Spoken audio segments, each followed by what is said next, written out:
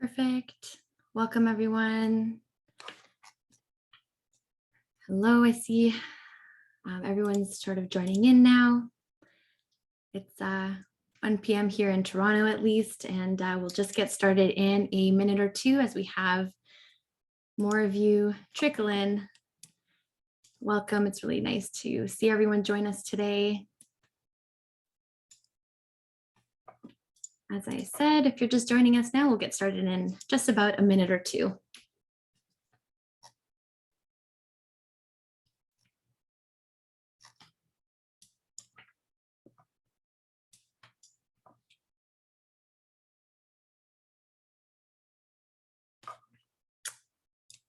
Great. Nice to see everyone. Thank you very much for joining us.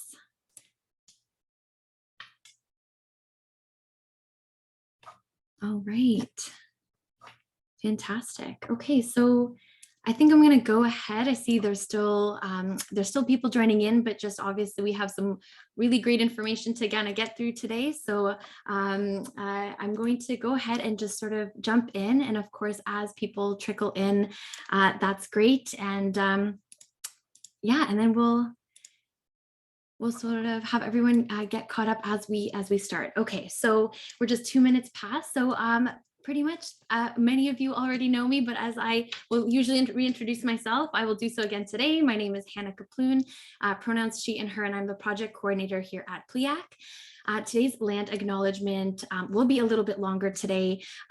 So firstly, I am located here in Toronto, Ontario, and I'd like to acknowledge the land I and others joining us today are on, and it's the traditional territory of the Mississaugas of the Credit, the Anishinaabe, the Chippewa, and the Haudenosaunee, and the Wendat peoples. I also acknowledge that Toronto is covered by Treaty 13 with the Mississaugas of the Credit. I want to add, though, even though it's not necessarily within Canada necessarily, but today is National Sorry Day in Australia, which was first observed in 1998. A year after the first Bringing Them Home report. So this was actually brought before the Australian Parliament as a result of government inquiry into the child stealing of the 20th century, very similar to our Scoop cases here. Among the report's recommendations was sort of the idea of an unreserved apology and the proposition that a portion of the national budget should be put towards reparations. The formal apology itself actually came about in about 2008. I just wanted to raise this as sort of a reminder that this day, though it's in Australia, is still an acknowledgement and reflection on how we can all play a part in the healing process, continuing to obviously learn stories of stolen generations, celebrate Indigenous achievements, and think about what reconciliation really means every single day, not just today.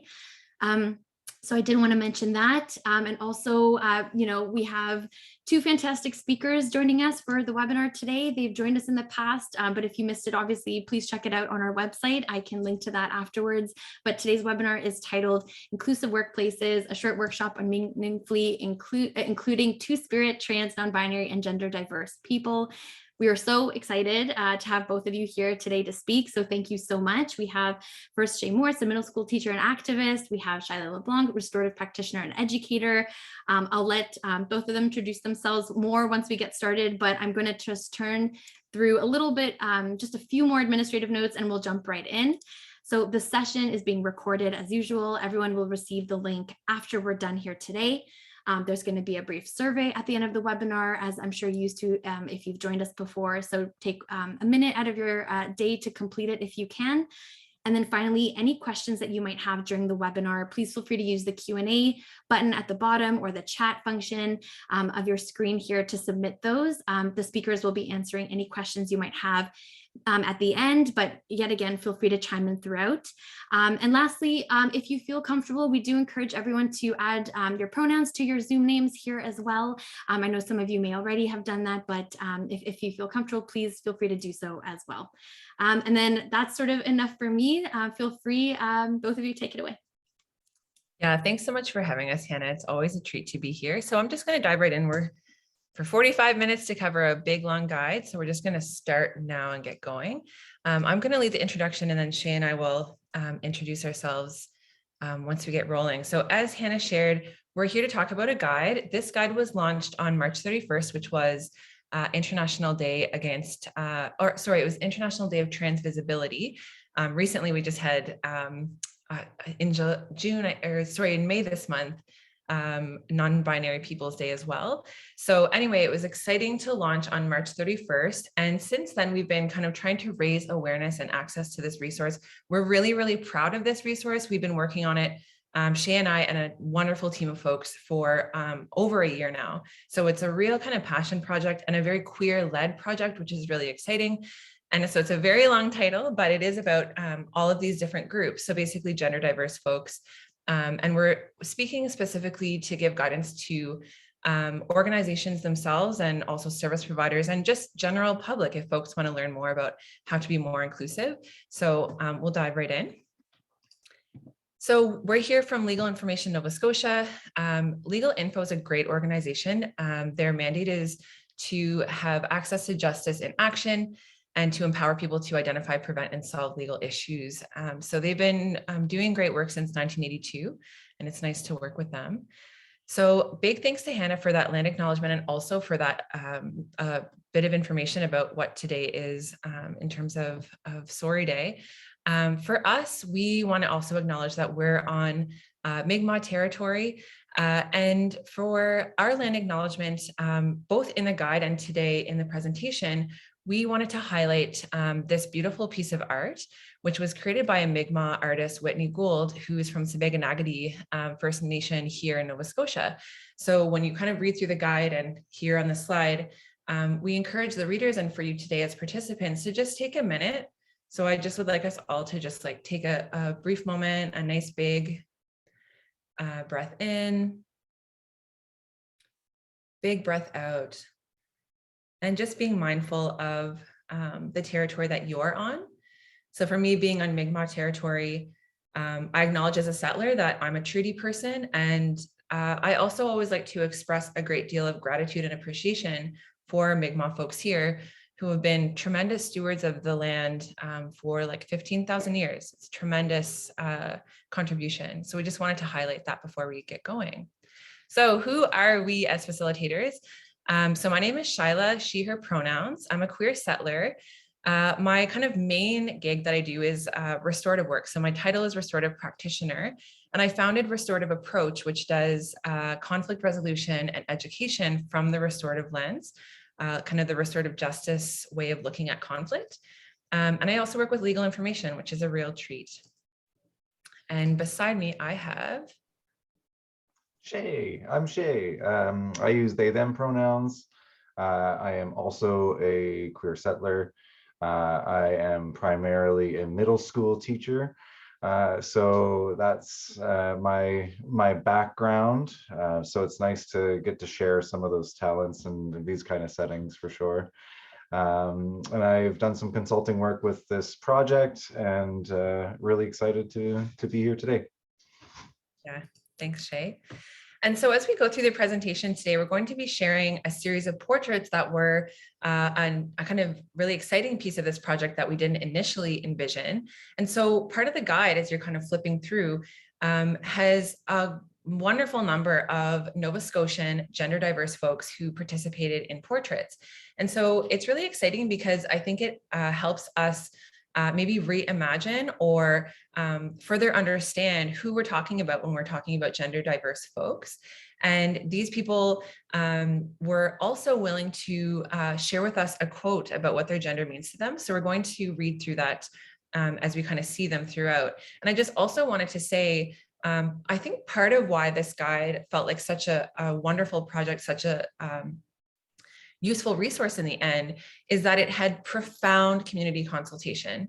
So I personally did 19 one-on-one meetings with people in the community in a Nova Scotian context. And then we also had 16 folks do these portraits who also contributed their thoughts to the publication. And I'm queer. And even as a queer person, you know, we went in, we were thinking, oh yeah, like our proposal said, this will be like 20 pages and the guide is 70 pages. So it's a real, I think, positive example of the extensive value of taking the time to speak to people who have lived experience. I was really surprised at some of the things I learned in those consultations. We thought we knew what we needed to cover, and boy, there was so much more for us to include. So I just wanted to also share a bit about the process of how this guide was created, because it was a wonderful thing. And then once it was launched, it was so well received because there was real community engagement in it. So we were lucky to have not just queer folks, but queer educators and queer folks who do, that kind of work. So it's really, anyway, so this portrait is Magia. Their gender is trans non-binary gender fluid, they them pronouns. Magia works in arts and culture and nonprofits. And their quote is, "We are always changing, embrace the fluidity and do not fear the water's flow."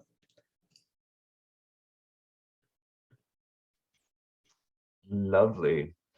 So I'm going to do a little gender 101 with you, and we're going to cover a few things. So first up is terminology. So we're going to talk about what it means to be trans or transgender, and what it means to be cis or cisgender. Okay, so these are both science terms. I get to put on my teacher hat right away. Trans means out of alignment when we're talking about things like chemical atoms. And cis means in alignment. So in the context of gender, if you are transgender, your gender is out of alignment with the sex you were assigned at birth. If you are a cisgender person, your gender is in alignment with the sex that you were assigned at birth. There we go. Not just a quick note on cisgender. It's not a slur. It's just simply a way of describing differences in experiences. So it doesn't mean worse, better, just different. Gender versus sex. We do want to highlight some differences between these. Gender is your sense of who you are. In our context, we typically imagine that happens in the brain. And our sex is very different. That's really, when we're talking about that, that's our genitalia. And particularly how we get assigned that at birth is a really important part of this conversation that we're having today. Oh, the gender unicorn. I love the gender unicorn. So this is just in a funny note, not so funny, really. This little infographic I use all the time in school, and it's been part of some of the controversy down in the States with some of the legislation that is moving through some of the House of Representatives and stuff down there. So this is a revolutionary piece of educational content we're covering right now. So very, very controversial. But the gender unicorn is great. The gender unicorn is thinking about a rainbow. So I do want to point out we're thinking about a rainbow. The gender unicorn has some green dots around the outside. We're going to take a look at what those green dots mean. And the gender unicorn has 2 hearts, and those hearts are very important. First up, gender identity. We have this lovely gender unicorn thinking about the gender identity. So that sense of gender identity lives in your head. Okay. Your sense of gender might be female, woman, girl, might be male, man, boy, might be a different gender, like myself. So one thing that I do want to highlight here is if you imagine these big black dots, and if you slid them across those arrows, we do have, the app that you can actually do this and try it out and slide these things across. So super cool little tool, especially when you're working on Chromebooks with young people, to get them to think about where they might fit on, where their gender identities might fit in the grand scheme of things here. So we have up next, I think we have gender expression.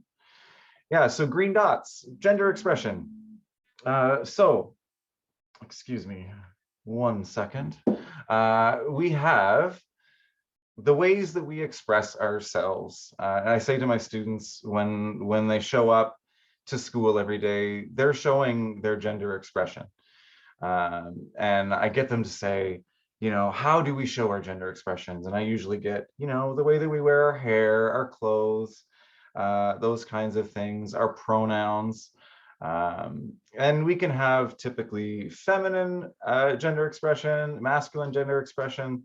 That can also shift and change, particularly for people who are gender fluid.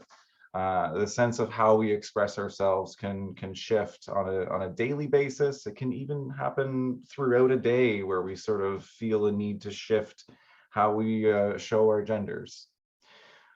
So what's next? Sex assigned at birth. So we do have our sex assigned at birth. That's a doctor will measure genitals at birth, and it's the reality of how we get assigned our sexes. So this again just calls back to the difference between cisgender and transgender. If you are a cisgender person, your gender identity typically matches your sex assigned at birth. And if you are a transgender person, those things are out of alignment or not matching. The first heart, orange heart. We have physically attracted to. So this is your physical attraction, your sexual attraction. And that can be shifting and changing between multiple genders as well. So for bisexual, pansexual folks, it's not a concrete or set in stone experience. It's different from person to person. We often like to say that, you know, within the LGBT community, we're not a monolith. We all have different experiences and different takes on even what it means to have a certain sexuality. And then we have romantic attraction. Yeah, emotional attraction. It was just Sorry, high. there's a delay on the click. So sorry, Shay. I'm running That's this. okay. That's okay. I'm really click happy, so I'm glad you're doing this. So we also have emotional attraction as well. And for some folks, these are actually different senses of attraction. It doesn't always work this way, but this is one understanding that we have of showing this kind of model of attraction. So you could have people that you just want to spend time with, people you want to have conversations with, people who you want to romance and spend that kind of time together, in addition to things like sexual attraction as well.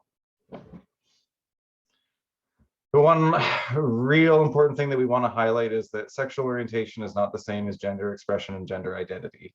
A person of any sexual orientation can have any gender identity or gender expression. So those are not limited. And it's the same for folks who are intersex as well. An intersex person can have any sexual orientation and gender expression or gender identity. So thanks, Shay. That was a great jumping off point. And we like to make that point clear in terms of who we're talking about in this guide, because when we first launched it, we had some interesting kind of feedback in terms of that misconception of like, oh, is this about like gay people? And it's like, this is a different thing that we're talking about. So we just want to be clear about that. So I'm just trying to, for some reason, just bear with me. Oh, the joys of technology. So I wanted to show you as part of our presentation today, this wonderful website that we put together as part of the guide. And we're also going to watch one of our videos, but I first wanted to kind of walk you through the different pieces. And so as I shared earlier, we had this really narrow understanding of what this project was going to be and what was needed in terms of resources. And then as things kind of unfolded and grew, we realized, okay, there's actually a lot of need. And so what can we do to fill those different pieces, which is partly why these workshops were also born, because, you know, it's a big chunky resource. There's a lot of different pieces. So we want to make sure that folks are aware of all the different elements that exist. So first of all, the website is legalinfo.org/beyondthebinary. And you can just see it at legalinfo.org, which is Nova Scotia's public legal Education Society. And so when you come to this section of Legal Info's website, you get to this page, which is about the guide. So the first, there's like these different tabs, and I'm just going to do like a really quick walkthrough. The first tab just brings you to the guide itself. So I also just want to highlight, and we'll say it again later, but we're offering free training. So this is something that Shay and I are working on together. And then we have this guide, which is in this lovely little like digital viewer, which I think is so nice. And so as you can see, and like everything's really hyperlinked as well. So let's say you're like, oh, I don't know about this pronoun thing. That's like, boop. There you go. And then you get to that place. And then as you go through the guide, as I was sharing with you, there are portraits throughout of various queers in Nova Scotia, which is so wonderful. And we have the guide to download as well, if that's a better way to see it. So that's the first tab, is just the guide, which checks right out. But the other piece that for me personally, I'm like really excited about is this policy template, Gender Diversity Workplace Inclusion Policy. And we are so thrilled to offer this resource free. Essentially, this policy was developed carefully as part of this project. And as you can see, it's like really accessible and ready to roll. So if you as an organization don't have access to an inclusive policy, this walks through a whole bunch of critical considerations, not just, it just covers a lot of content. So what are the responsibilities for gender diverse employees? What happens if folks transition while they're employed? What do managers commit to? And then HR onboarding and commitments. This is really, really important. And so if you formalize this, you can really ensure at the offset that you are ready for that time that you're working with someone who needs particular care in regard to their gender at work.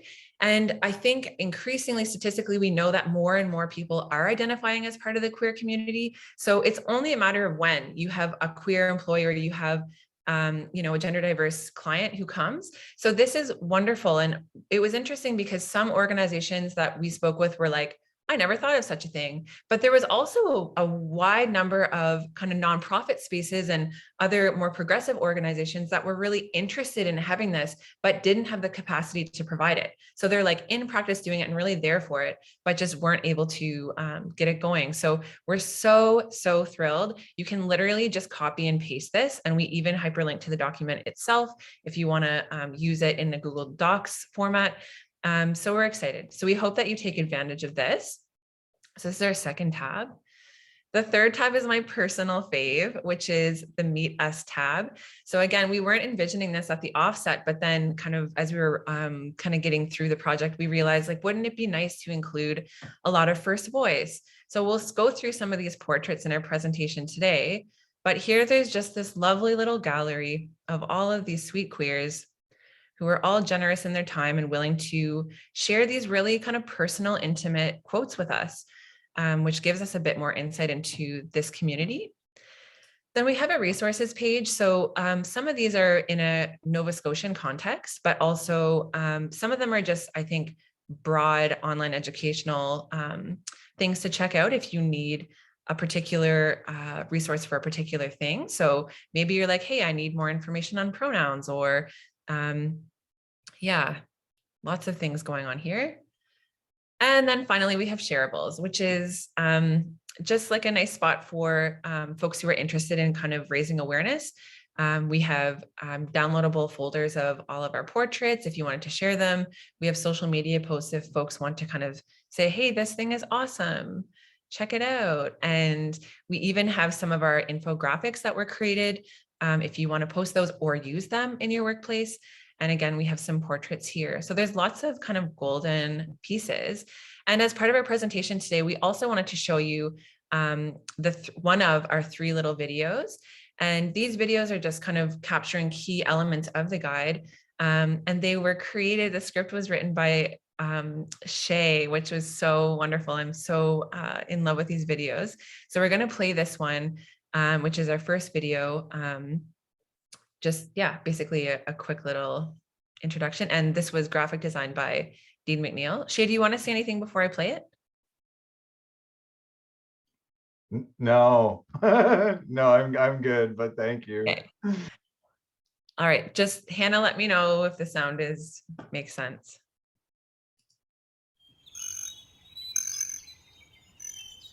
Any gardener knows you can't treat all plants the same. We each have unique care instructions. Some of us need more water. Others need more light. When each plant gets the right care, beautiful gardens bloom and thrive. The same can be said about people.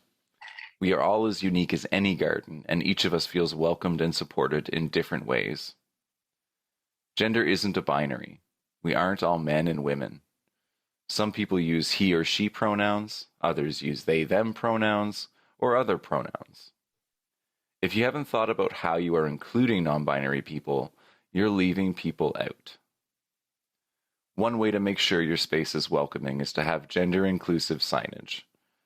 A space where both clients and staff see themselves represented sends an important message that all are truly welcome.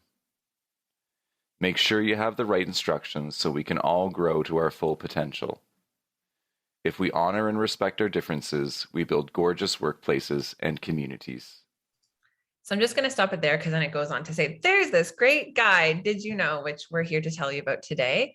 So I'm going to jump back into the PowerPoint, but I just wanted folks to understand that these are the various pieces connected to this. So we hope that you take advantage of these things that have been built. So just quickly to share Tio's portrait. Tio's identity is non-binary. Pronouns are they, them, works in queer youth education. And Tio said, being queer to me means giving yourself permission to be your most authentic self and show up for yourself. Being queer means being yourself. Being scared and afraid, but being queer anyways, because being queer is sometimes all that we have. With our chosen families, that is enough.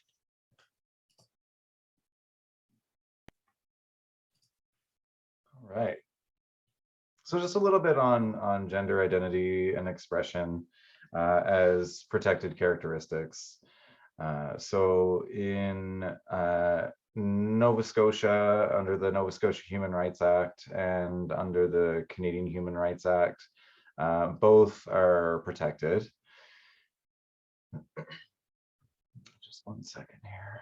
There we go. Gonna move that over there. Gender diverse people have the right to be treated with dignity and respect, and a few other things here.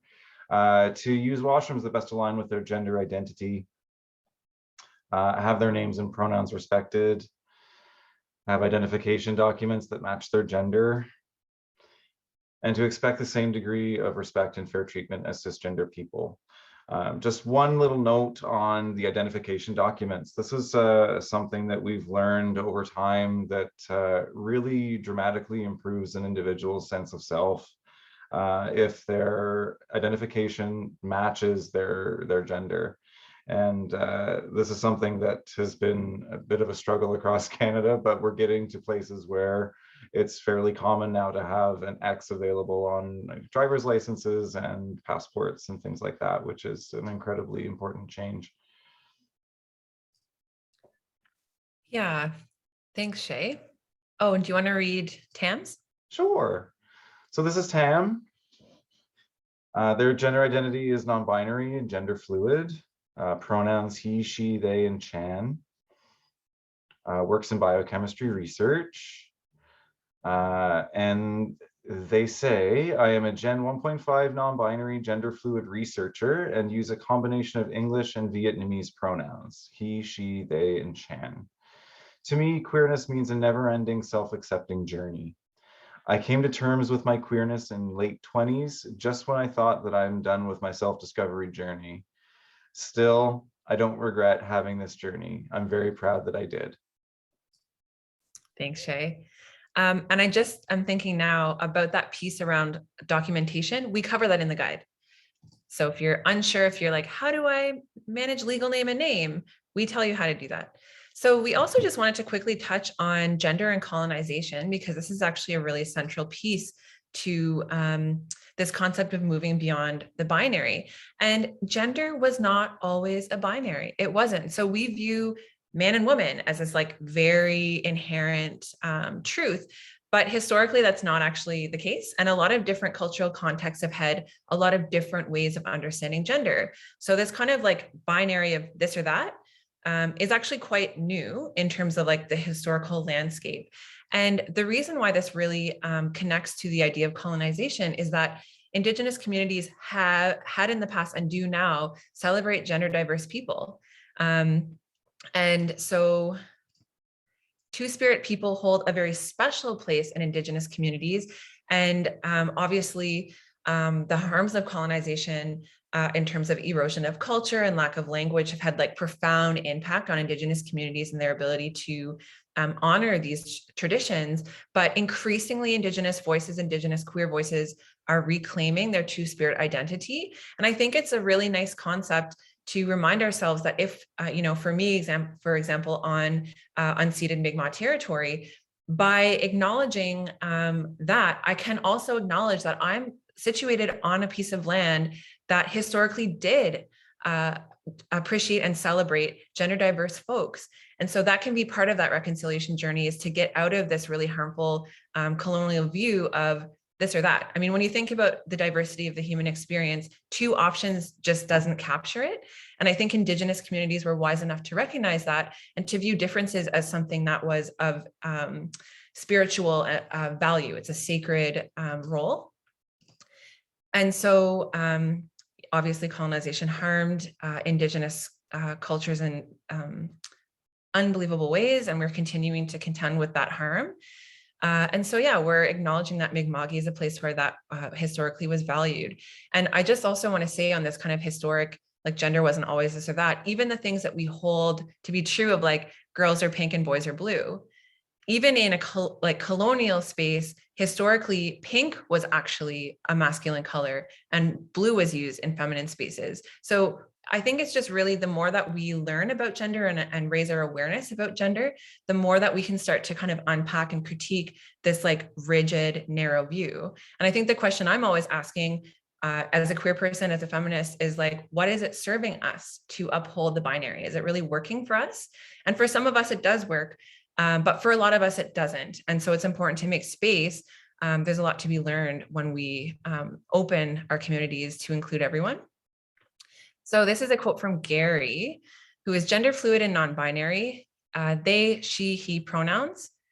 And also, if you're noticing that there's multiple pronouns, we do actually talk about that in the guide as well. We won't have time today. So they work in queer education and healthcare.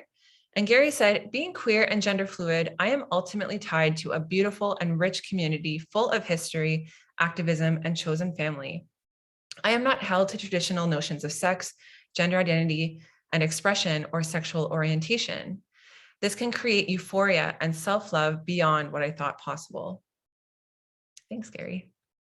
All right, so now we're going to switch over to pronouns and names. Why do pronouns matter? This is like my life story. Why do pronouns matter? Spend a lot of time with young people talking about pronouns. But here we are. Respecting someone's pronouns is really simple, an important way to show that person that you accept them for who they are, and that you really see them as themselves. And that's one of those core things that I think is really important about this, is that using someone's pronoun as an acknowledgement of seeing who they really are, and dedicating yourself to that is important. When you don't know someone's pronouns, you can use gender neutral pronouns. You can use they, them pronouns. The other alternative that we'll mention again later is using someone's name if you're not sure of their pronouns. So if you didn't know my pronouns were they, them, you could just say, it's just Shay. Shay's doing their thing. It's great. The golden rule, really at the end of the day, you want to make sure you're asking about pronouns instead of assuming someone's gender. It can lead to a lot of upset and hurt feelings. And that's not the way you want to start off a relationship with a client. So it's really important that we get comfortable with this idea of actually asking for pronouns. And we can do this in a few different ways. So when we're talking about how to ask, basically the kind of best practice is to lead with your own pronouns. So Hannah did a wonderful job at the offset saying, hey, I'm Hannah, these are my pronouns. Feel free to include your pronouns. And so, yeah, you can just say, would you like to tell me your pronouns? And I think there's really profound implications of being spacious with our language in this way, because you're signaling not only that this is like an inclusive space for queers, but you're also signaling to every diverse person, any marginalized person in the room that, hey, you're someone who cares about this. You're someone who's like open and willing to learn and grow and change the way that you interact with others. So when we have in our guide, if you're ever kind of unsure of how to use pronouns, we even have a chart. So it walks through kind of the traditional pronouns that we see, but also they, them pronouns, and even neo pronouns, new pronouns like ze and zer, which are used less frequently, but are increasingly being used. And I think the thing that I just want to say is like, pronouns can be daunting. So like a lot of folks that I know are like very supportive of queer spaces, but are kind of nervous about using they, them pronouns. And it's so normal because it's a new thing. It's a new skill, but it just requires practice. So if you want, you can basically in your own time refer to people in your family or other people that you know using they, them just as a practice thing. And it's just that kind of idea of getting the skills and the tools so that it feels less and less foreign to you to practice it. It just requires essentially a commitment to learning. So, and just like anything else, practice makes perfect. So, you know, when my first person close to me switched their pronouns to they, them, this was a real challenge for me. It took me a second to kind of master it and to undo the old pronoun that I had been using. Like that's not instantly learned. And so now that I use they, them pronouns all the time, it takes much less mental like effort to make the switch, but I can just say personally, it took me some time. So I want you to know that it's normal to feel daunted and to kind of struggle with using that language. And it's just a matter of practicing.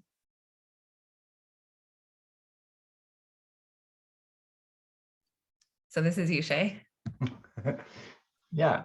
So when we're talking about normalizing pronoun use, there's a couple different strategies you can use to do this. And just as Shiloh was saying, when you do check in about pronouns regularly, you're really showing how you are inclusive, and that practice piece is really so important.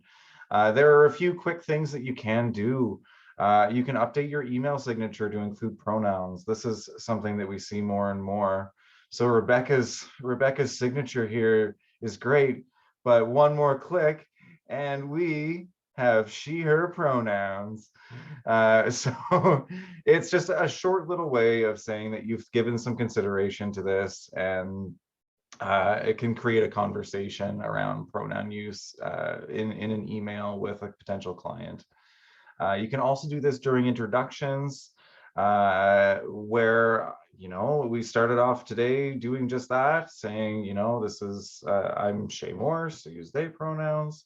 And it opens that door for someone to share back. And the more that you get comfortable saying, these are my pronouns, what are yours?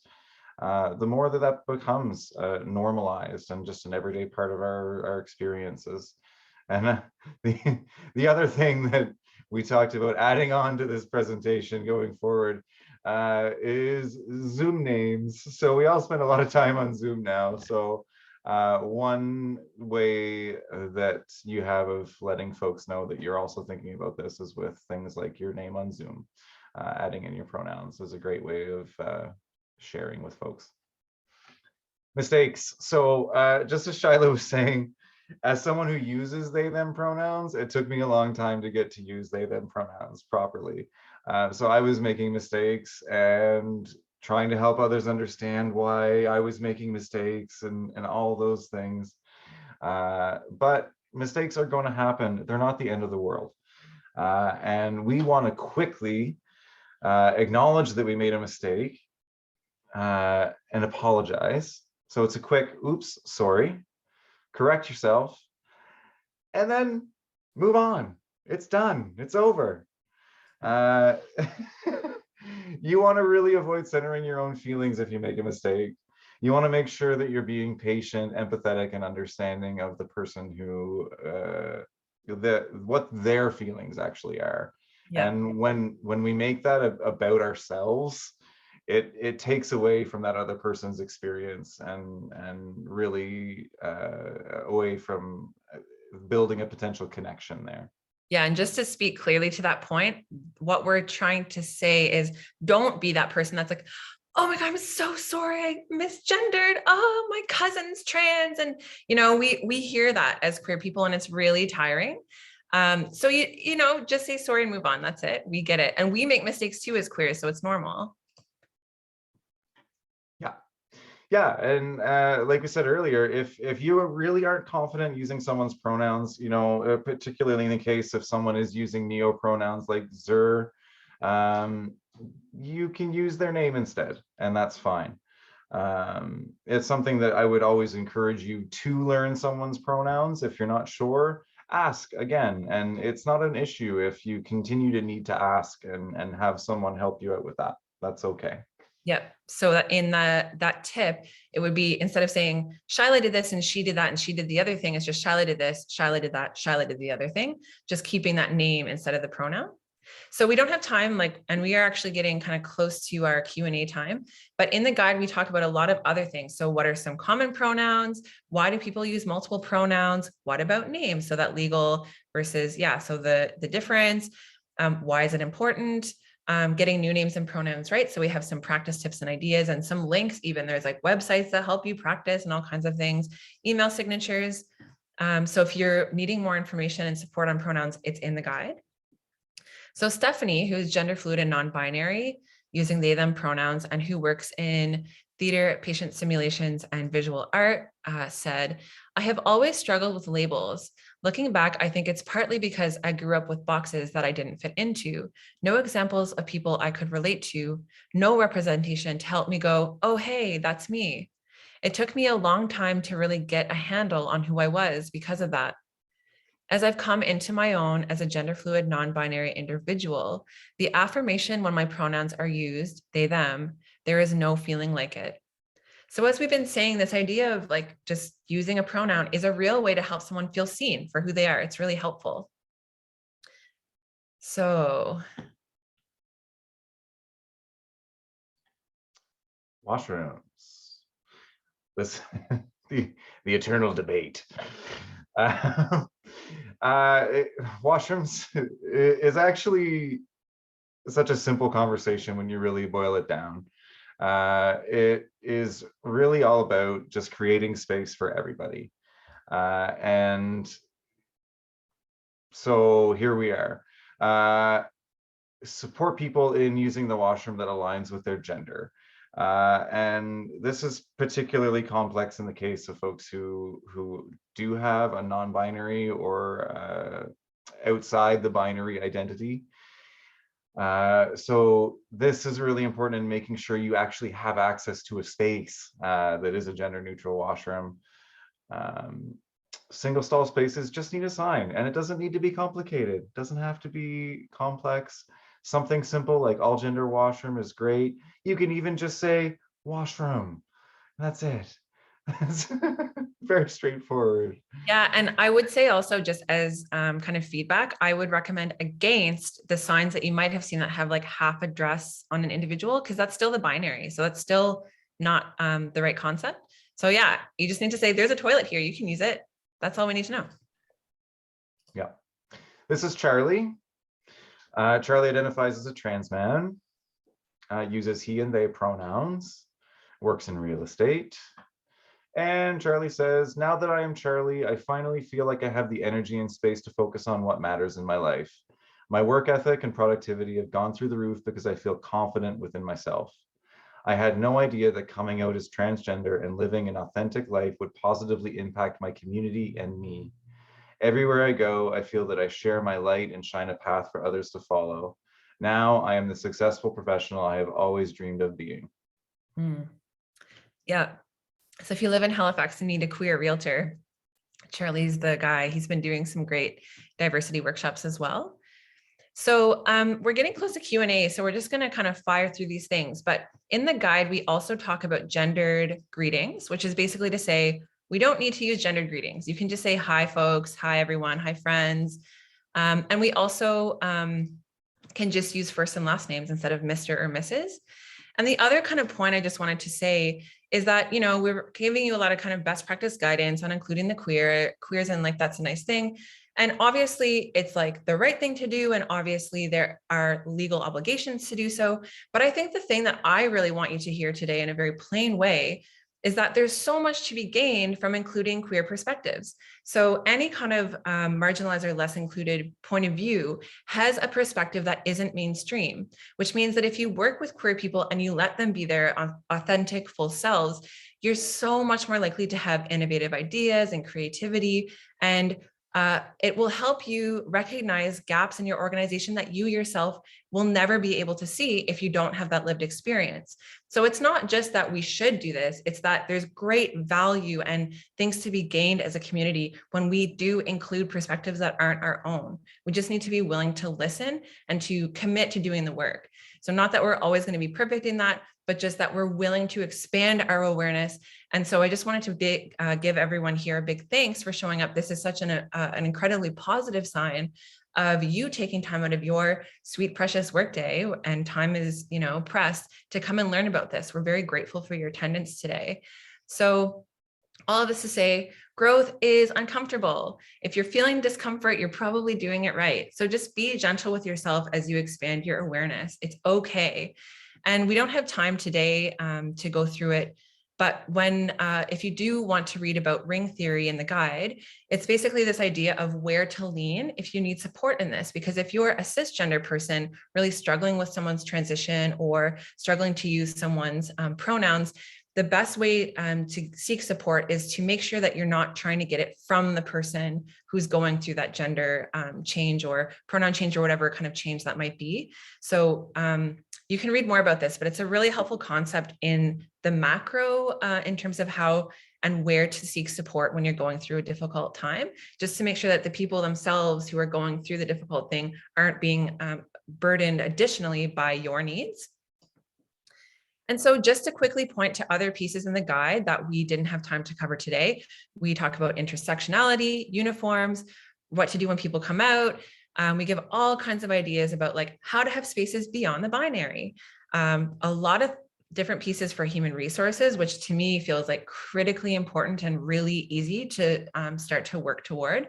What to do when people transition, including how to consider medical benefits and leave for that. Pinkwashing, so when businesses invest in like a pride parade, but nothing else.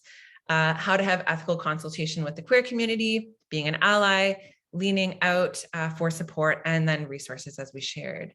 So the last quick thing is that we're also offering free 2-hour workshops, as you saw on the website. So if you do want your organization to get that, we do have some capacity to offer those to folks in Nova Scotia and in Canada. So reach out on our website. There's a form there for you to fill out if you want to. The 2-hour workshop is similar, so you likely don't need it. But if your team does, there's more chance for us to practice scenarios and that kind of thing. So that's it. Thank you so much for including us. And now we can switch over to questions.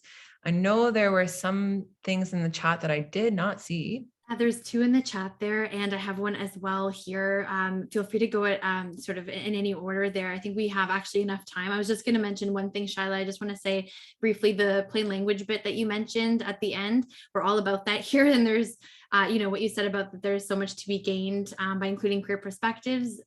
You know, you mentioned expanding awareness, and that's something that both of you have done for everyone here today. So I just wanted to say thank you for that. And that was a really sort of, you put that very well anyways as an offering at the end. So thanks for that. But feel free for those 2 questions in the chat I see here.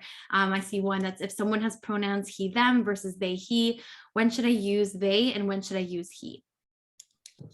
Yeah, Shay, do you want to take this one? Yes, I love this. So at work, sometimes I do this with kids just to help them practice. So sometimes I'll say, today I'm going to go by they, she, and try it out and see how it goes. What I would suggest is that if someone uses multiple pronouns, we really want to be respecting the fact that they use multiple pronouns. And this takes work, this takes practice. But it can become very natural to say, if you're talking about someone who uses he, they pronouns or they, he pronouns, to say in a conversation, rotate between those. It can become very natural. So my best advice would be to encourage you to use both when possible. Start with one and build your comfort in mixing in the other one here or there. And it can become quite natural. And again, it goes back to that part of seeing someone as they want to be seen. And that's sort of that pinnacle where we're trying to reach with this work. Yeah, thanks, Shay. And the other thing to just point to with that is also the value of asking, because some queer folks have a preference. So I don't know, like some queers that I know have they and she with a preference for they, but space for she if folks are not feeling ready to use they. So another question, I refer to a group of people as guys, and how can I change that? I've been working on this one forever. I still say, hey guys, and then I kind of switch that. It's ultimately not best practice. I think we all say that as a way to bring people in, but it can just be, hi folks, hey friends, hey pals, hey dear colleagues, just getting out of that kind of gendered language, since it probably doesn't apply. Any other questions that are coming up? We're here for your questions. Yeah, feel free. We have some time, so please use the chat and the Q&A. I do have one actually here, though. That's, are you able to speak more to the one-on-one consultations? What was something both of you were surprised to learn? And how did you go about this process? This offers beautiful insight into teachers how diverse our community is. Yeah, it's a great question. So I was the one who did the coordination work and the consultation work. And for me, it was such a joyful process because we weren't actually trying to gather like a formal data set. We were just wanting to make sure that the guide itself captured what needed to be captured and was representative of the community. So how it kind of started and ended was really different. So at the offset, we had, as I discussed, this like really naive view of like 20 pages. And we had this very brief table of contents of what we anticipated would be included. And then the first kind of earlier conversations were saying, basically, hey, what have been the barriers that you've experienced at work? And what are some things that have supported you at work? And, what do you wish you could see? And what were those particular things? And it was kind of astonishing at the offset, the various pieces that came up that we hadn't really considered or hadn't thought about at all.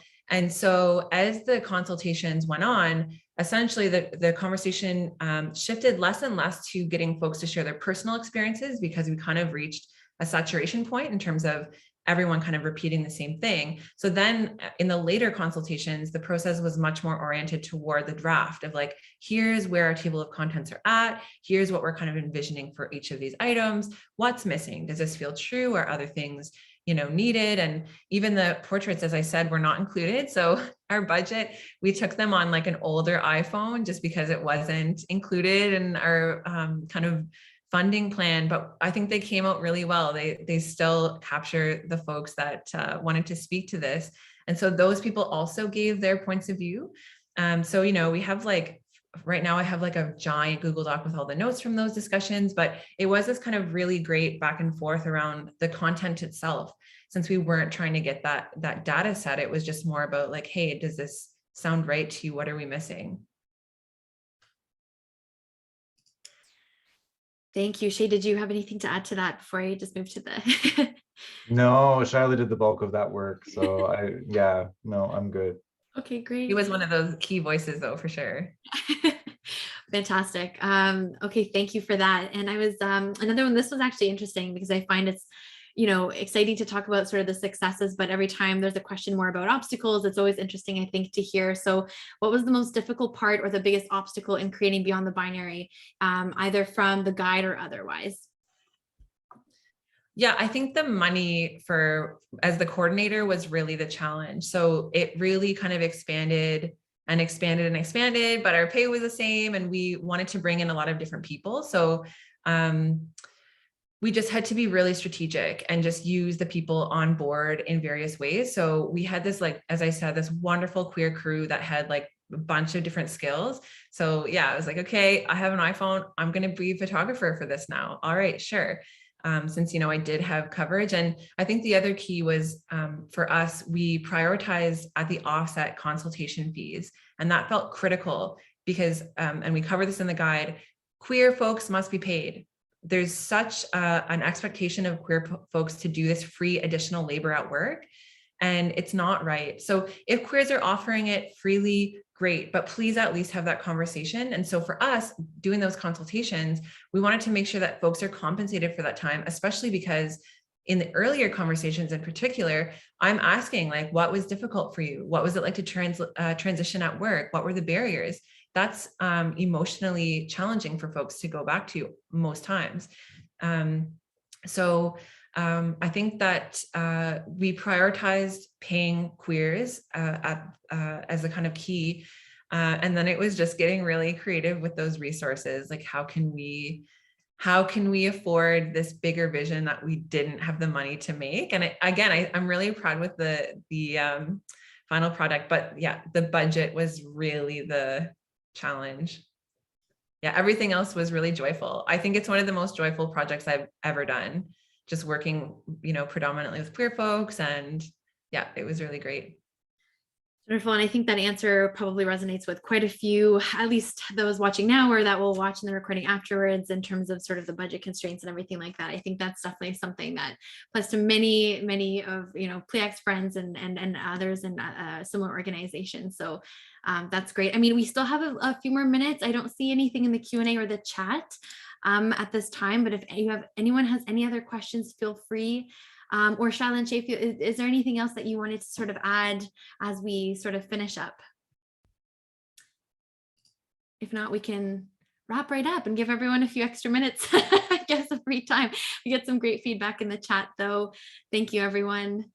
Yeah, big thanks for folks to coming out. And also just wanted to send a big thanks to Shay as well for being a really key voice in the final guide. So thanks, Shay. Oh, thanks, Shaila. Pleasure to work with you. Thanks, everybody, for the lovely feedback.